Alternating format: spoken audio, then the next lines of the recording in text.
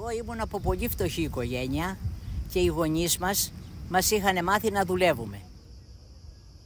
Έφυγα από το εργοστάσιο γιατί ήθελα να έρθω στο περιβόλι. Αγαπούσα πολύ τη δουλειά. Το να είσαι αγρότης θέλει αγάπη. Όλα αυτά είναι σαν παιδιά σου. Τα φροντίζεις, τα ποτίζεις και αυτά σου τα αποδίδουν με την πώλησή τους το κέρδος σου για να πας παραπέρα. Για την οικογένειά σου, για τα έξοδά σου, για όλα αυτά. Αν δεν αγαπάς αυτή τη δουλειά, απλά δεν την κάνεις. Δεν την κάνεις. Πρέπει να την αγαπάς. Εγώ δεν έχω μάθει κάτι άλλο, να καλλιεργώ έχω μάθει. Από τα 17 μου που θυμάμαι τον εαυτό μου που ξεκίνησα μόνος μου λόγω του θάνατου του πατέρα μου, καλλιεργώ. 30 χρόνια σχεδόν. Εύκολη δουλειά εδώ δεν υπάρχει, το είδες. Με ευχαριστεί ότι μπορώ να παράγω αυτό που θέλω. Το ξεκινάω από φυτό όπως είδατε. Συνεχίζουμε όλη την καλλιέργεια μόνοι μας. Ο μεγαλύτερος εχθρός σε αυτή τη δουλειά είναι ο καιρός. Είναι ο άγνωστος χ πάντα. Ποτέ δεν μπορεί να τον υπολογίσεις.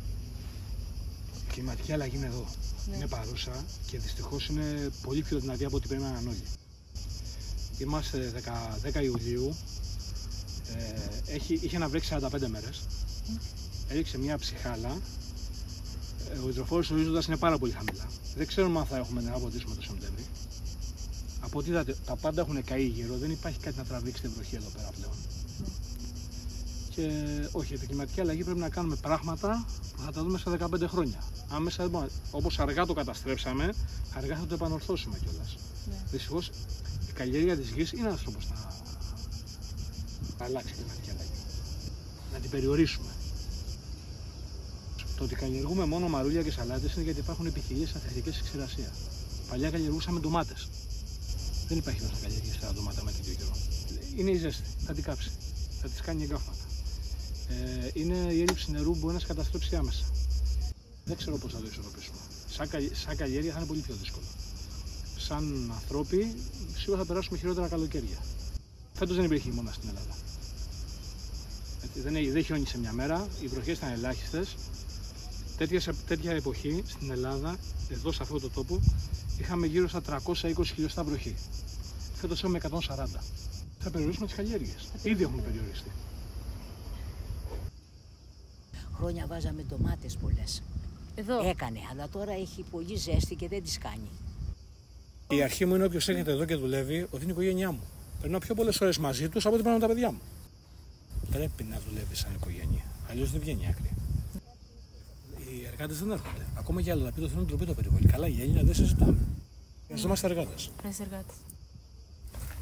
Να δούμε πώς θα αντέξουμε. Η γη εδώ γίνεται πανάκριβη, δεν μπορούμε να καλλιεργήσουμε. Βλέπετε ότι κλεινόμαστε. Αποθήκες, πάρκινγκ. Αυτά ενοικιάζονται ακριβά. Δεν θα σου ενοικιάσει όλο ένα χτήμα που θα πάρει μια φορά το χρόνο λεφτά. Θα το ενοικιάσει σε αυτούς που θα πίνει κάθε μήνα. Και εδώ υποτίθεται ότι είναι αγροτική γη. Το βράδυ έχουμε συμβούλιο γι' αυτό, γιατί εδώ μας αλλάζουν, μας κάνουν βιομηχανική περιοχή τώρα.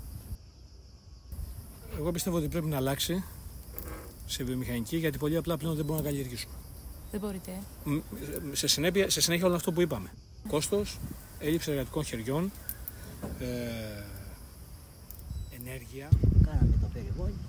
Τώρα τούτα μια μέρα θα χτιστούν, θα δοθούν. Ποιος το ξέρει τι θα καλλιεργήσουμε. Εγώ θα πεθάνω ως κάνει ό,τι θέλει. Το κλειδί της Αθήνας είναι ο Ασπρόπυργος. Όλη η βιομηχανία είναι εδώ. Για να πας από εκεί να δεις τι γίνεται.